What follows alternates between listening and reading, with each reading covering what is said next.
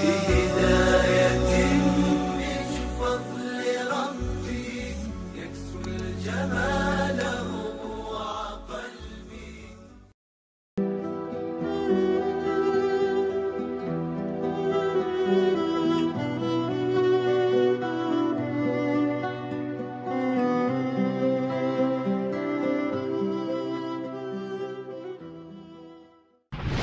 Dengan 5 ini kalau kita amalkan, insya Allah Allah akan selamatkan kita dari fitnah akhir zaman ini. Yang pertama, manfaatkan waktu, kerana waktu di akhir zaman ini yataqarabus zaman, kerana waktu semakin dekat tak terasa hilang berlalu. Maka isilah waktu ini dengan ibadah. Jangan sampai ada waktu yang kosong. Duduk sejenak kosong berselawat, Allahumma salli ala sayyidina Muhammad wa ala ali sayyidina Muhammad, Allahumma salli ala sayyidina Muhammad wa ala ali sayyidina Muhammad. Sempat-sempatkan ambil wudhu, solat duha walau 2 rakaat. Sempat-sempatkan sebelum tidur malam solat witir 3 rakaat, supaya tidur kita sentiasa dalam wudhu dan kita sempat solat witir. Andai mati kita malam itu, insya Allah mati dalam keadaan husnul khatimah. Usolli sunnatal witri 3 rakaatin lillahi ta'ala. Nanti malam jaga tidak witir lagi, hanya tahajud saja. Sempat-sempatkan solat tahajud. Elok amat sangat baik solat wudhu 2 rakaat. Usolli sunnatal wudhu raka'ataini lillahi ta'ala. Selepas solat wudhu, solat sunat taubat. Usolli sunnatat taubat raka'ataini lillahi ta'ala. Selepas solat sunat taubat, solat sunat hajat. Usolli sunnatal hajat. Selepas itu barulah solat sunat tahajud 8 rakaat. Nak tambah lagi 10, 12, 14, elok, tak salah, karena dia tiada batasan.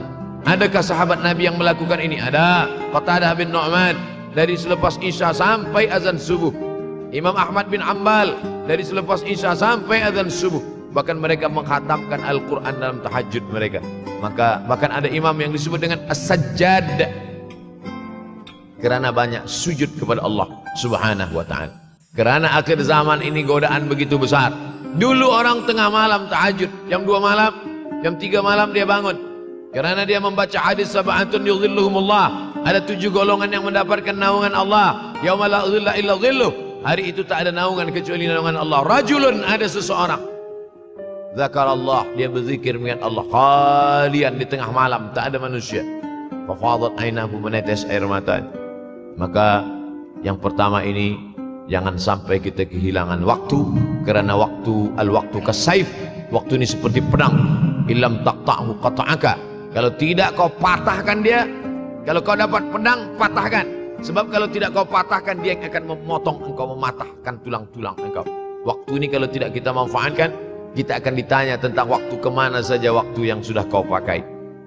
Inna sam'a, pendengaran, wal basar, penglihatan, wal fuad, hati, kullu ulaika kana anhu mas'ula.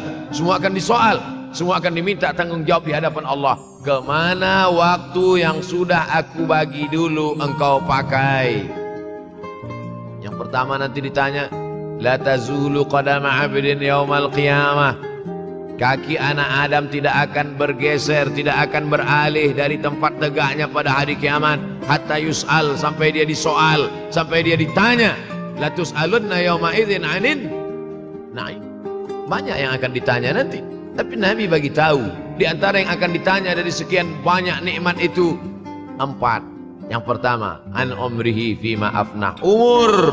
Umur kemana engkau habiskan? Hari ini ada anak-anak muda belia umurnya 17 tahun. 17 tahun habis menghafaz Al-Quran. 17 tahun habis iktikaf dalam masjid. 17 tahun habis berzikir, berjubah, bersorban, mengabdikan ilmu, berkhidmat kepada ulama. 17 tahun habis. Tapi ada pula yang dibalik, 71 tahun habis. Rumah, office, kopi, rumah, office, kopi, rumah, office, kopi, batuk, mati habis. Apa yang dapat kita bawa menghadap Allah SWT? Yang pertama, yataqarabuz zaman. Yang kedua adalah wa yanqusul ilmu. Ilmu semakin berkurang. Kalau sudah ilmu berkurang, apa yang bertambah? Jahil. Kalau ilmu bertambah, jahil berkurang. Kalau ilmu berkurang, jahil bertambah. Mana ada orang jahil cakapnya didengar orang? Saya dulu awal-awal membaca hadis ini, wa yanqusul ilmu. Ilmu berkurang, jahil bertambah. Rasanya tak mungkin, tak logik, tak masuk akal. Mana ada orang tak berilmu cakap dia didengar. Sekarang baru saya faham. Dulu orang tak berilmu ditinggalkan orang. Sekarang orang tak berilmu asal dia pandai berbicara dia akan didengar orang. Bahkan orang jahil pula punya channel. Apa namanya? Jahil.com. Orang jahil punya channel. Banyak pula follower dia daripada follower kita. Banyak pula viewer dia daripada viewer kita. Sebab apa? Sebab yang menyaksikan tiada berilmu, yang berbicara tiada ilmu. Oleh sebab itu maka kita galakkan menuntut ilmu di majlis-majlis ilmu. Untuk apa Abdul Somad sudah berumur 43 tahun pun masih pergi juga lagi ke Sudan belajar? Apa yang nak dicari ini? Tak lain tak bukan, mudah-mudahan kita termasuk orang yang sampai akhir hidupnya mencari ilmu, insyaAllah. Saya datang kemari bukan niat mengajarkan ilmu. Saya datang ke Malaysia tetap niatnya belajar mencari ilmu. Man salaka tariqan, siapa yang melangkahkan kaki melalui suatu jalan, yaltamisu fihi ilman, siapa yang melalui suatu jalan niatnya untuk mencari ilmu, sahalallahu lahu bihi tariqan ilal jannah, dimudahkan Allah jalannya menuju surga. Innallaha la yantazi'ul ilma intiza'an. Innallaha la yanzi'ul ilma intiza'an. Allah kalau mencabut ilmu bukan macam mencabut pokok kayu dari tanah. La yantazilul ilmu intiza'an. Allah tidak mencabut ilmu macam mencabut pokok kayu dari tanah hingga ke akarnya, tidak. Lalu bagaimana ilmu ini dicabut? Biqabdil ulama. Dengan matinya ulama maka habislah ilmu. Meninggal Imam Syafi'i berpulang ilmu. Meninggal Imam Nawawi berpulang ilmu. Meninggal Imam Fulan berpulang ilmu. Maka yang hadir adalah al-juhala. Yang lebih menakutkan lagi adalah al-juhala bi thawbil ulama. Orang jahil dengan pakaian ulama. Abdul Somad tidak mengatakan dirinya ulama. Saya selalunya membacakan ayat Quran, membacakan hadis Nabi, menyampaikan fatwa ulama. Tak pernah saya berceramah, bertausiah. Menurut saya, siapa saya? Siapa kita? Syafi'i manusia, saya manusia. Syafi'i boleh berfatwa, saya juga boleh berfatwa. Imam Syafi'i berfatwa Al-Quran 30 juzuk dalam kepala dia. Kita juzuk 30 pun kadang-kadang hilang. Imam Syafi'i balik dari masjid ke rumah dia tutup telinga. Datang orang bertanya, Syafi'i, ya, kenapa engkau tutup telinga? Sebab bila aku dengar dari masjid ke rumah, semua yang aku dengar masuk tu semua aku ingat.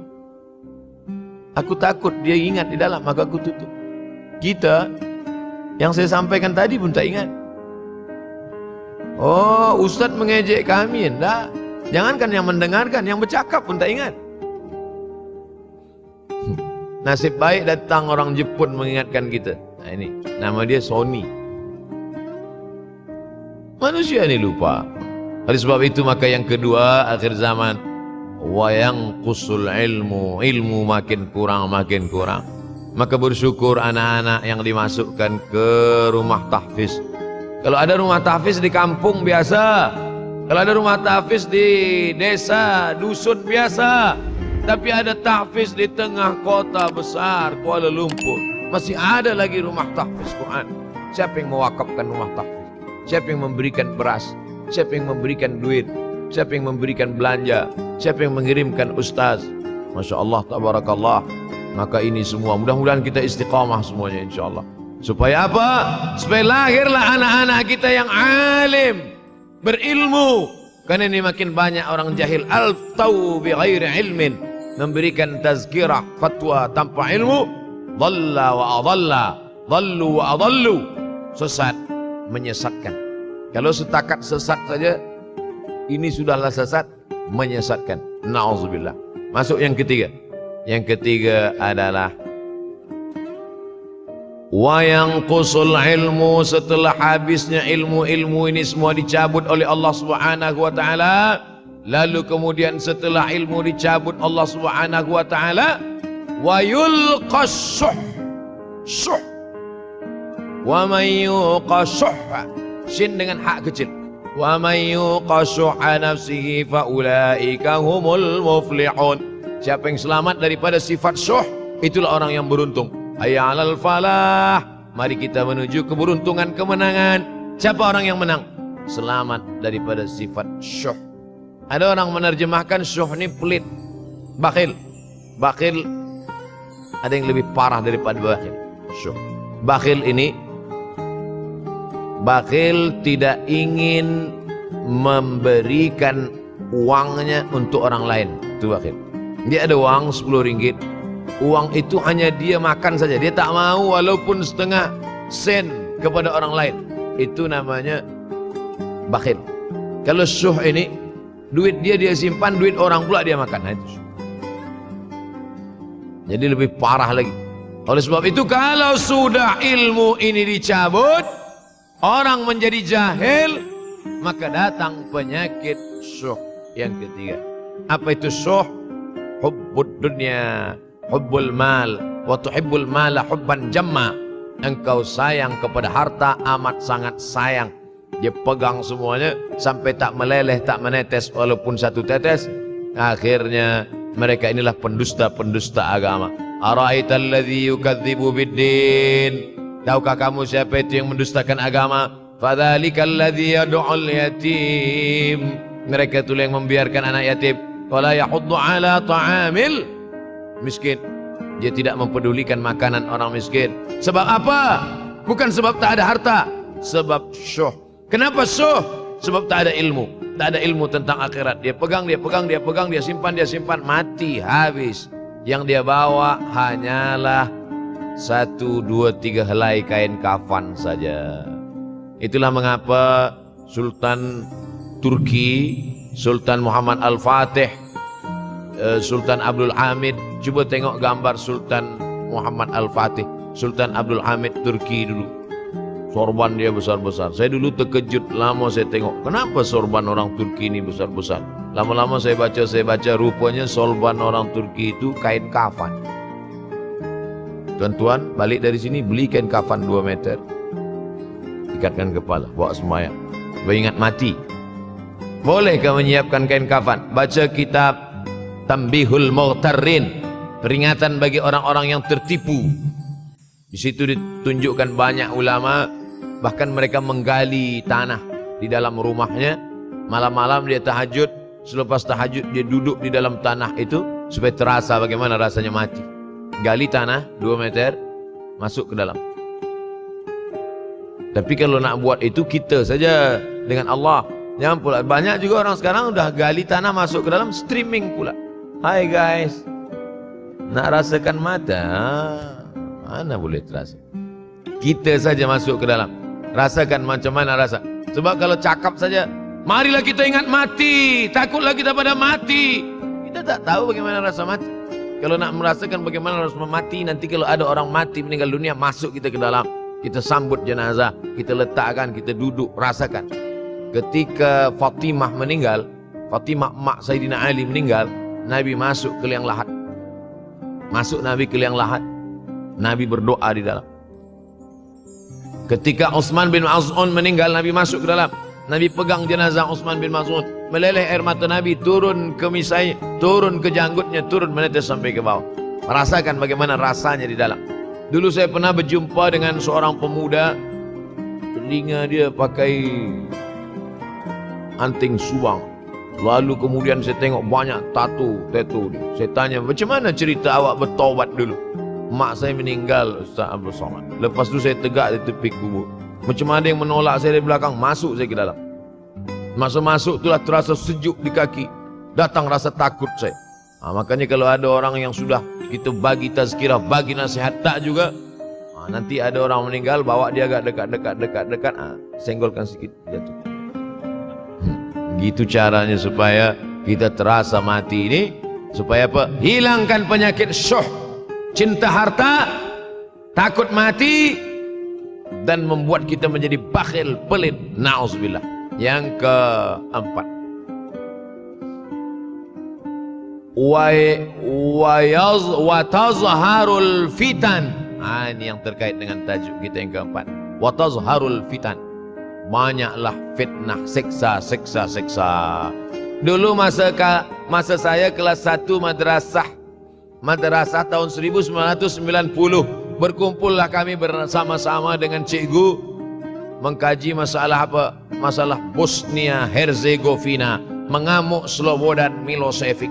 menghancurkan umat Islam di Bosnia. Sampai ada yang meminta fatwa kepada Syekh Yusuf Al-Qaradawi, bolehkah perempuan yang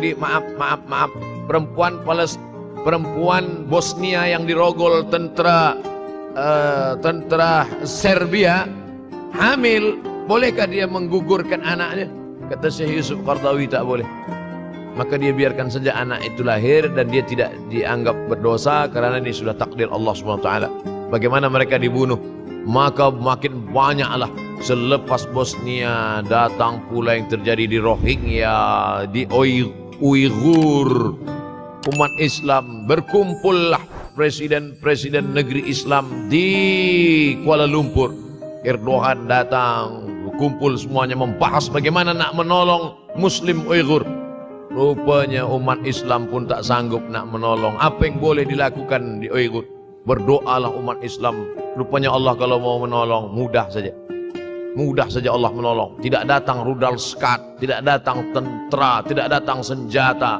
Cukup datang corona. Selesai. Allah Subhanahu wa taala. Wa makaru wa makarallah. Mereka membuat tipu daya, Allah balas dengan tipu daya yang lain.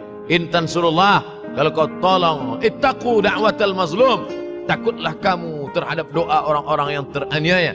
Fa innahu laisa bainahu wa bainallahi hijab, karena di antara dia dengan Allah tak ada hijab sama sekali. Wa yakthurul wa tazharul fitan, banyaklah fitnah. Yang terakhir yang kelima, wa yakthurul haraj. Wa yakthurul haraj, banyak terjadi haraj, kata Nabi. Sahabat pun bertanya, ya Rasulullah, wa mal haraj? Apa haraj itu ya Rasulullah? Kata Nabi SAW, al-haraj al-qatlu. Nanti di akhir zaman itu akan banyak pembunuhan. Dulu pun banyak juga pembunuhan, tapi tak banyak sekarang. Pembunuhan di Palestina sampai sekarang tak berakhir. Pembunuhan Rohingya tak berakhir. Pembunuhan di Uighur, pembunuhan. Dulu imam-imam masjid, imam salat tarawih dulu di Masjidil Haram, Allahumma ansuril Islam wal muslimina fi Palestin. Dulu satu. Selepas itu bertambah, Allahumma ansuril Islam wal muslimina fi Palestin wa Suriah. Selepas itu bertambah lagi, Allahumma ansuril Islam wal muslimina fi Palestin wa Suriah wal Yaman. Selepas itu bertambah wa Uighur wa, akhirnya wa fi kulli makan. Semakin bertambah. Oleh sebab itu maka ini di antara fitnah akhir zaman. Man lam yahtam bi amril muslimin falaysa minhum. Selepas kita kaji hadis ini, apa tujuan kita? Tujuan kita semakin menguatkan keyakinan, banyak-banyak beribadah, nasihatkan anak menantu, sahabat, jiran, tetangga supaya semakin istiqamah menjalankan syariat, rajin-rajin solat berjamaah, banyak-banyak berzikir, hatamkan Al-Quran, banyak-banyak berinfak, banyak-banyak bersedekah. Andai mati kita, insya Allah mati dalam keadaan husnul khatimah.